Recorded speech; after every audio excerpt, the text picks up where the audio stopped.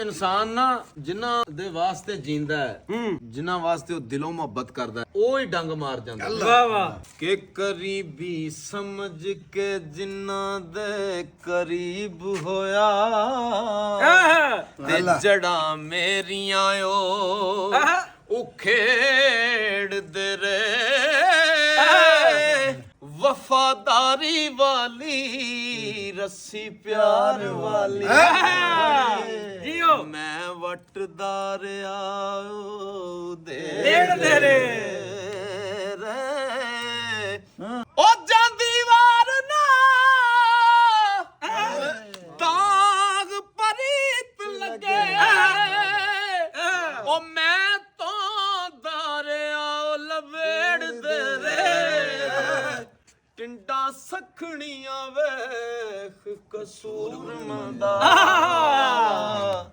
ਐਵੇਂ ਖੂ ਖਿਆਲਾਂ ਦੇ ਗੇੜ ਦੇ ਰੇ।